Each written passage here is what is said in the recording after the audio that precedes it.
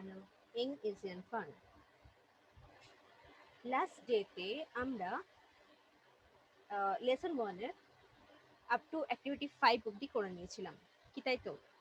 আশা করি তোমরা খুব ভালোভাবে সেগুলোকে প্র্যাকটিসও করেছো।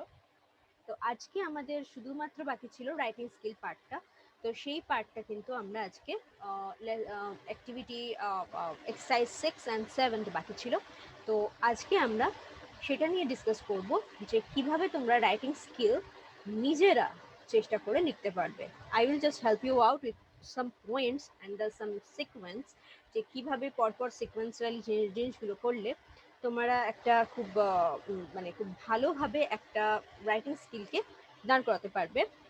তো সেই হিসাবে আমি তোমাদের জন্য একটা script just I am going to share with you. So without having any further delay, let's get started. প্রথমে আমরা আমাদের যে টেক্সটের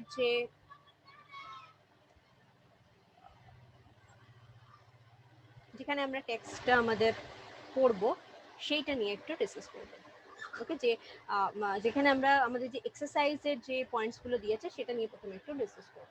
ওকে, সো ফার্স্ট এখানে দেখো আমরা যে পয়েন্টটা পাচ্ছি সেটা হচ্ছে exercise 6 first, right a dialogue within 100 words on the needs to ban the use of animals like tigers and lions as circus attraction. তো আমরা অনেক সময় দেখে থাকি যে সার্কাসে, বা এখনকার দিনে সার্কাস হয়তো অত প্রচলিত নয়, but even when we are grown up, and I think in your childhood time sometimes you have been to circus, and সার্কাসে কি করা হয়, এই বাঘ সিংহ বা এরকম যে বন্য প্রাণী তাদেরকে ট্রেনিং দেওয়া হয় এবং সেখানে তাদের দিয়ে বিভিন্ন রকম পারফর্ম করানো হয়, বিভিন্ন রকমের পারফরমেন্স তারা করে থাকে।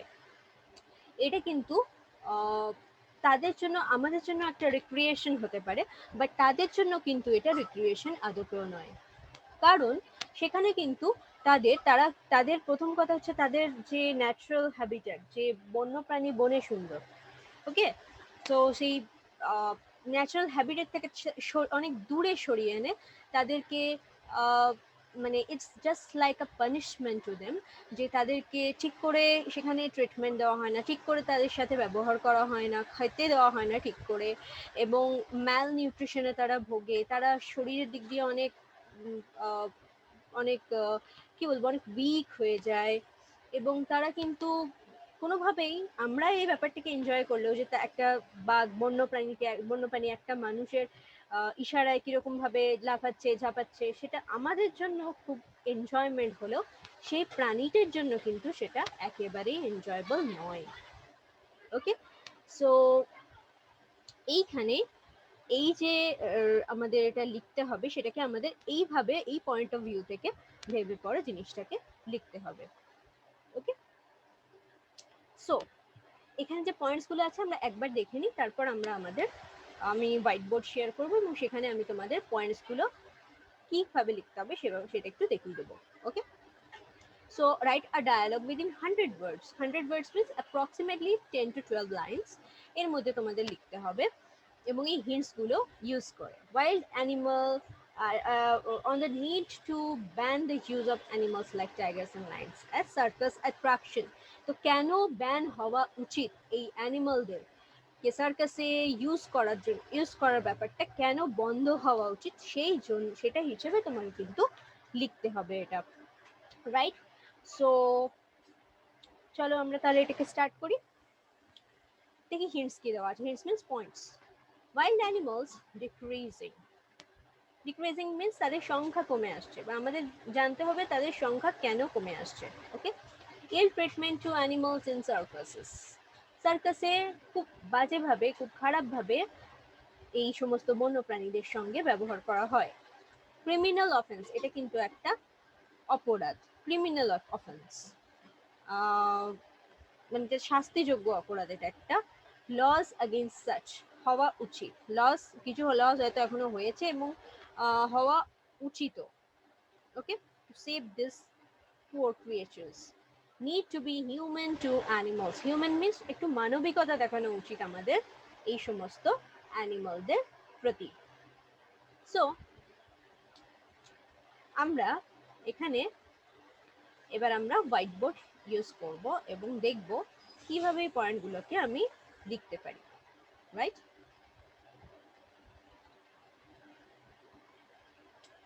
সি,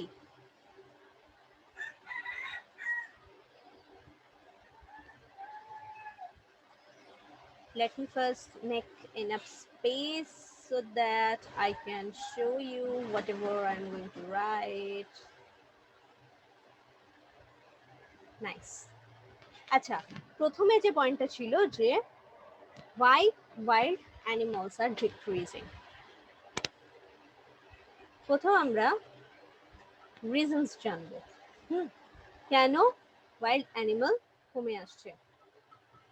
নাম্বার ওয়ান, রিজনস দেখার পর আমরা এটা দেখবো কি নাম্বার ওয়ান কি। ফার্স্ট হচ্ছে তাদের ল্যাক অফ মিন্স অভাব, ল্যাক অফ ফুড। আমরা কিন্তু বন্যপ্রাণীরা যখন তাদের যে ন্যাচারাল পরিবেশ থেকে নিয়ে আসা হয় তাদের কিন্তু খাবারের অনেক অসুবিধা হয় এবং এখনকার দিনেও মানুষ গাছপালা কেটে দিয়ে এবং জঙ্গল কেটে দিয়ে সেখানে বাড়িঘর তৈরি হচ্ছে, সেই জন্য তাদের খাবার দাবারেরও খুব একটা সংস্থান হয় না, তারা কিন্তু খাবার দাবার পায় না। অবভিয়াসলি তারা যদি খাবার দাবার না পায় তাহলে কিন্তু তাদের হার কমে আসবে। তারা কতদিন সার্ভাইভ করবে, কতদিন বেঁচে থাকতে পারবে? বেশি দিন তো নয়।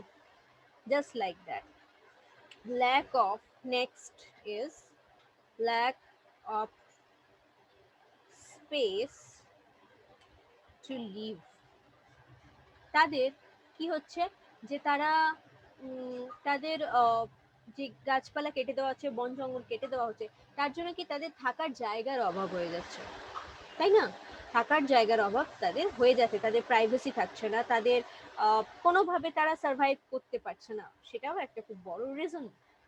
Number three, the most important reason of নাওয়াডেজ global warming বা এরকম ধরনের যে এনভায়রনমেন্টাল, প্রাকৃতিক বা পরিবেশগত যে চেঞ্জ, যেটা আমরাও ভুক্তভোগী, সেটা কিন্তু বন্যপ্রাণীরাও ভুক্তভোগী।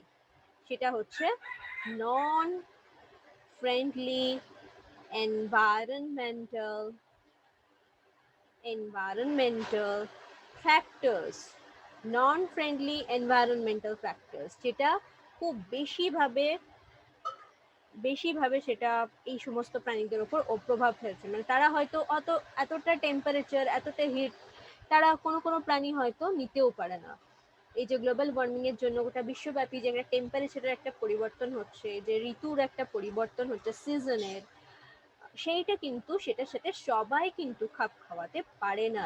তো সেটা থেকে আরেকটা যে পয়েন্ট বেরিয়ে যাচ্ছে, যেটা হচ্ছে ডারউইন যেটা বলে গেছিলেন, survival of the fittest, means সবচেয়ে ফিট যে সেই সার্ভাইভ করবে, যে সমস্ত পরিবেশে সমস্ত চেঞ্জেসের সাথে নিজেকে মানিয়ে নেবে, সেই সার্ভাইভ করবে, আর বাকিরা আস্তে আস্তে লুপ্ত হয়ে যাবে। এই একটা কারণের জন্যই কিন্তু এমন অনেক কিছু প্রাণী আছে যেটা হয়তো আমরা বা আমাদের জেনারেশন বা আমাদের আগের জেনারেশন বা তার আগের জেনারেশনও কিন্তু দেখেনি বা তাদের হয়তো নামও শোনেনি। এরকম অনেক প্রাণী আছে, পাখি আছে, যারা কিন্তু তা অনেকদিন আগেই তারা লুপ্ত হয়ে গেছে। কারণ কি, তারা এই যে পরিবেশের যে চেঞ্জ, পরিবেশগত যে চেঞ্জ, সেটার যে পরিবর্তন, সেটা কিন্তু তারা খাপ খাওয়াতে পারেনি, তার সাথে সার্ভাইভ করতে পারেনি।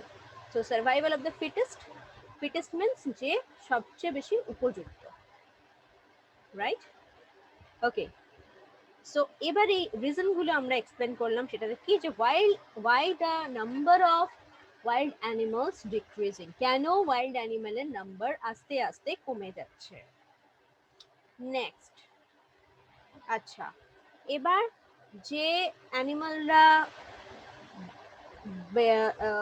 তাও সার্ভাইভ করে নিচ্ছে, তাদেরকে কোথায় নিয়ে আসা হচ্ছে? সার্কাসে, ওকে, ফর এন্টারটেনমেন্ট পারপাস। আচ্ছা, those are left are brought to circuses where they are treated poorly. সেখানে তাদের কিন্তু তারা খুব পুয়ারলি তাদের ট্রিট করা হচ্ছে। আচ্ছা, এবার কি those who are left are brought to circuses, okay, where they are treated poorly, যেখানে তারা তাদেরকে খুব খারাপভাবে ট্রিট করা হয়, তাদের কোনো নিডসের খেয়াল রাখা হয় না। এবং এইটারও দুটো পয়েন্ট, এইটার যে দুটো পয়েন্ট আমরা দেখব সেটা হচ্ছে কি, দুটো পয়েন্ট আমরা দেখে নিই যে কিভাবে তাদের, কেন বলা হচ্ছে এই কথাটা যে তাদের দে আর ট্রিটেড পুয়ারলি, কারণ they are not given enough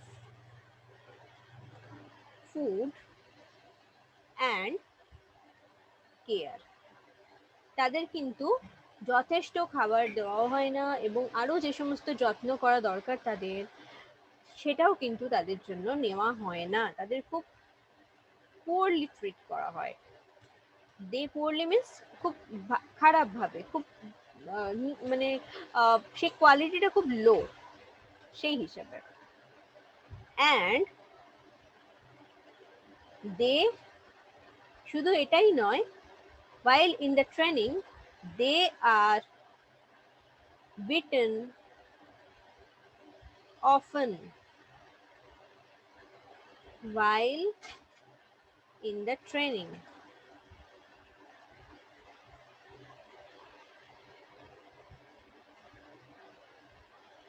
while the training while the training goes on, যখন ট্রেনিং চলে তখন কিন্তু তাদের রীতিমতো অত্যাচার করা হয়, তাদেরকে, তাদের উপর হাত তোলা হয়, তাদের মারা হয়, এবং এটা কিন্তু তাদের জন্য অবশ্যই ফ্রেন্ডলি নয়, সেটা কিন্তু আমরা বুঝতেই পারছি। So this are the reasons we can say that they are not at all treated properly in the circuses, and that is why when this situation comes it becomes a criminal offense, এবং এই জন্যই এটা, for these reasons, এই রিজনের জন্যই it is a criminal offence, এই জন্যই এটাকে বলা হয় যে এটা একটা ক্রিমিনাল অফেন্স, রাইট? আচ্ছা, এবার এর এগেইনস্টে কি হওয়া উচিত তাহলে? laws should be made against it, against it, ওকে? আচ্ছা, লজ এর আগেও আমরা একটা জিনিস লিখতে পারি, স্ট্রিক্ট লজ, স্ট্রিক্ট লজ, খুব কঠিন ল এটার এগেইনস্টে হওয়া উচিত, যাতে যারা এই সমস্ত কাজকর্মের সঙ্গে যুক্ত থাকে তারা এই ব্যাপারটাকে বুঝতে পারে এবং তাদের চরম শাস্তি হওয়া উচিত তাদের এই কাজকর্মের জন্য। Now what is our responsibility? আমাদের রেসপন্সিবিলিটি কি আছে? আমাদেরও কিছু রেসপন্সিবিলিটি থেকে যায়, ওকে? উই শুড, এখন তাহলে আমরা কি বলবো? আওয়ার রেসপন্সিবিলিটিস, আমাদের রেসপন্সিবিলিটিস কি হচ্ছে তাহলে? ফার্স্ট হচ্ছে we need to empathize these poor animals, আমাদের এদেরকে এমপ্যাথাইজ করা উচিত, এই সমস্ত পোর অ্যানিমালদের সঙ্গে, পোর অ্যানিমালদের প্রতি আমাদের এমপ্যাথাইজ করা উচিত। এমপ্যাথাইজ মিন্স হোয়াট? তাদের নিডসকে বোঝা উচিত, তাদের নিডসকে বোঝা উচিত এবং যতটা সম্ভব তাদের হেল্প করা উচিত যদি আমাদের হাতে সেটা থাকে, তো if we are given the chance, okay? বা আমরা এটাও করতে পারি যে যদি আমরা এরকম কোনো জায়গায় টর্চার হতে দেখি, we need to inform police, because it is now I think it is band already এটা এখন অলরেডি ব্যান হয়ে গেছে, তাও যদি কেউ এরকম কোনো চেষ্টা করে, we should immediately inform the higher authority like police or like that, so that they can take the immediate measure, যাতে তারা সঙ্গে সঙ্গে কোনো স্টেপ নেয় এই সমস্ত যারা করছে তাদের এগেনস্টে। এটা আমরা এইভাবে তাদেরকে হেল্প করতে পারি। আর কিভাবে হেল্প করতে পারি? we can understand their needs, we can help them, we should understand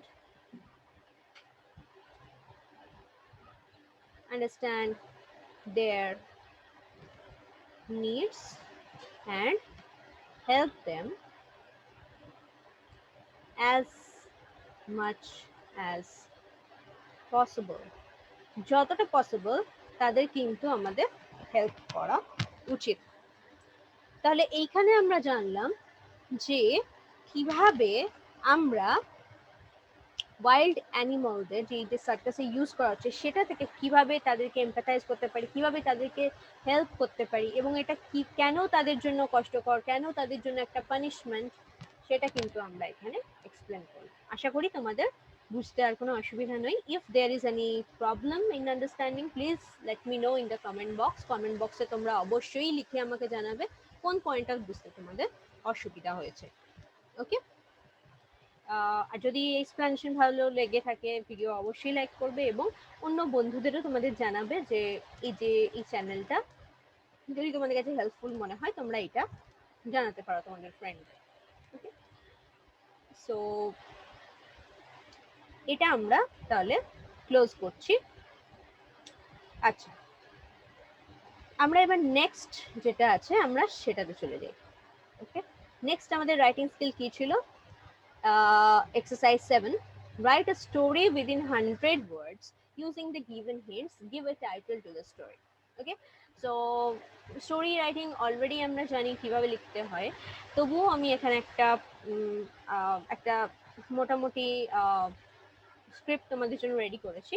So I'm going to share it with you. Let's first have the hints. প্রথমে আমরা hints গুলোকে দেখে নিই। Returning from educational excursion by bus. So এখানে situation কি ছিল যে educational excursion থেকে বাসে করে ফিরছিলাম আমরা, me and my friends firstly. Night journey, এবং জার্নিটা ছিল সেটা রাত্রেবেলার জার্নি। সাডেন ব্রেকডাউন, হঠাৎ করে সেখানে ব্রেকডাউন হয়ে যায় বাসে। টায়ার পাংচার্ড হয়ে যায়। Had to wait for 2 hours at a lonely place.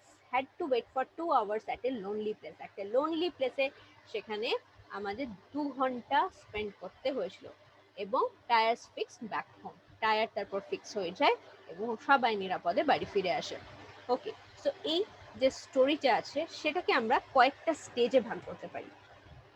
এবার আমরা দেখিনি যে কয়েকটা স্টেজে আমরা এটাকে কিভাবে ভাগ করতে পারি। ওকে, সেটাকে আমরা দেখে নিই যে এই স্টেজটাকে আমরা এটাকে কিভাবে ভাগ করতে পারি।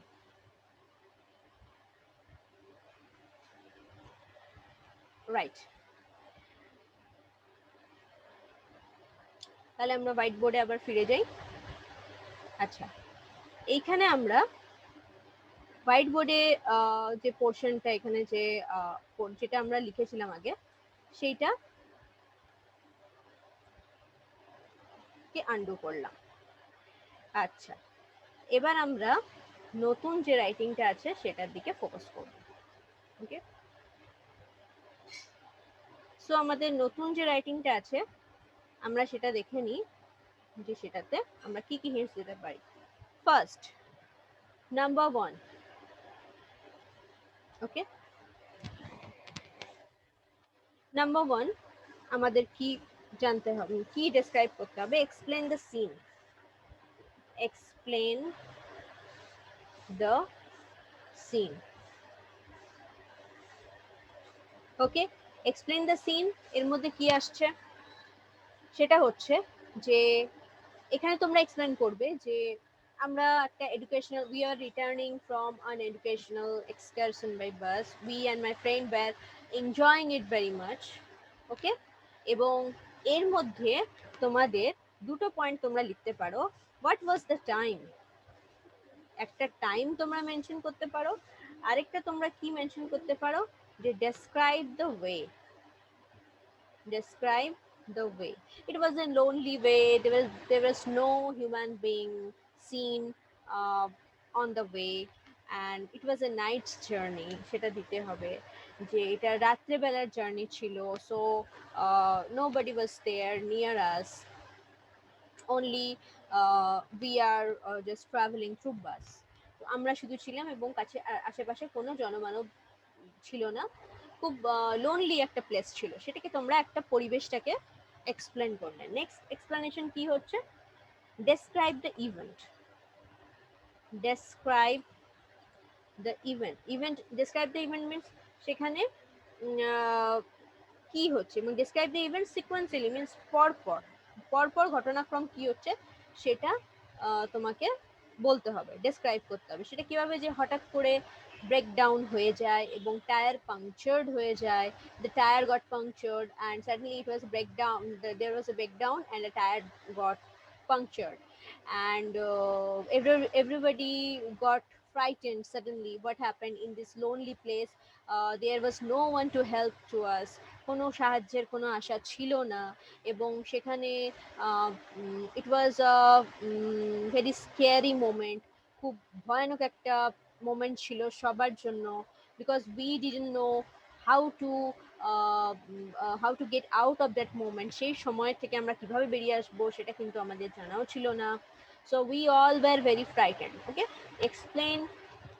আচ্ছা, নেক্সট পয়েন্ট তোমরা লিখতে পারো যেটা, সেটার সঙ্গে কি প্রথম যে ঘটনাটা আছে সেটা ঘটনাটা এক্সপ্লেন করার সাথে সাথেই তোমাদের ফিলিংস চলে আসবে, যে সেই ঘটনাটা যেটা পরিবেশটা যেটা তৈরি হলো সেটা তোমাদের উপর কি ইম্প্যাক্ট ফেললো, মিনস তোমার এবং তোমার ফ্রেন্ডের উপর কি ইম্প্যাক্ট ফেললো, কি প্রভাব হলো তার, তার কি রেজাল্ট হলো। এক্সপ্লেন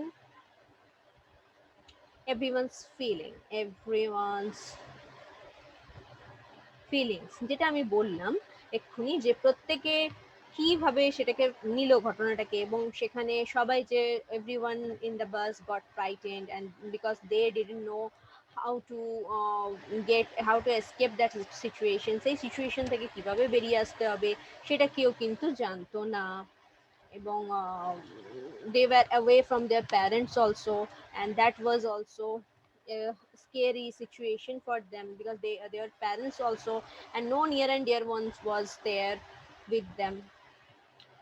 তো এই সমস্ত ঘটনাগুলো, এই সমস্ত জিনিসগুলো হওয়ার জন্য তারা প্রত্যেকেই খুব ভয় পেয়ে গেছিল, এবং সেই জিনিসটা এখানে এক্সপ্লেন করতে হবে। Next, what measures taken. এবার ফিলিংস তো সবার ডেসক্রাইব করলে, তারপর what measures, what measures taken, what measures are taken, তারপর কি করা হলো ultimately, means tires are fixed, everything got sorted, কিন্তু তার জন্য আমাদের 2 ঘন্টা, we had to wait for 2 long hours, because when we put ourselves, or when we find ourselves in such situations, what happens generally, we get frightened and the time seems to be very long, সময়টা মনে হয় খুব বেশি, the time seems to be very long at that moment of time, and সেই সময় কি 2 ঘন্টার সময় আমাদের কাছে অনেকটা বেশি মনে হচ্ছিল, and finally with God's grace, ভগবানের আশীর্বাদের জোরে আমরা বেঁচে যাই, এবং what happened, the tires got fixed, tyre fix করা হলো, and finally we the end scene কি হবে, যে finally we returned home safely, the end scene explain করবে, যে তারপর কি হলো, যে finally we went back home safely, and we thanked a lot to our bus driver and those who helped us to reach our home safely. Okay, so it was means it was a memorable, unforgettable event in our life. ওকে, তো এটা কি এরকম একটা ধরনের ঘটনা যদি আমাদের ঘটে আমাদের সাথে, তাহলে কি এটা আমরা কোনোদিনও চট করে ভুলতে পারি না, রাইট? সো এটা আমরা বলতেই পারি যে it was an unforgettable moment, unforgettable event in our life. Okay, এইভাবে একটা এন্ড টোন দিয়ে তোমরা কিন্তু এই লেখাটাকে শেষ করতে পারো।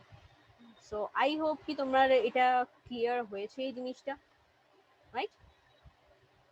ওকে, সো আমরা আজকে এখানেই শেষ করছি আমাদের এই যে এক্সপ্লেনেশনগুলো। যদি তোমাদের ইনকেস কোনো অসুবিধা হয়ে থাকে তোমরা অবশ্যই কমেন্ট বক্সে জানাবে, এবং আশা করছি এরপর তোমাদের নিজে থেকে এই রাইটিং স্কিলগুলো লিখতে কোনো অসুবিধা হবে না।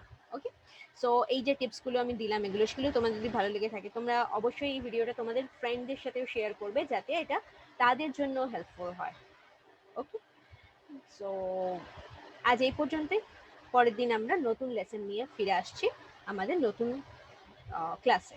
টিল দেন প্র্যাকটিস, অ্যান্ড এটা কিন্তু তোমাদের যে পয়েন্টগুলো বললাম সেটা কিন্তু জাস্ট হিন্টস ছিল, পয়েন্টস ছিল, সেগুলোকে তোমরা সেন্টেন্স ফর্মে লিখে অবশ্যই আমাকে বলবে, এবং অবশ্যই আমাকে তোমরা কিন্তু কিভাবে লিখছো সেটা লিখে কিন্তু সেই লিঙ্কটা আমাকে কিন্তু অবশ্যই শেয়ার করবে। ওকে, কমেন্ট বক্সে আমি কিন্তু এই আশাতে রইলাম যে তোমরা আমাকে শেয়ার করবে যে কিভাবে তোমরা রাইটিং স্কিলটা লিখেছো। I am going to check that and I am going to review that also.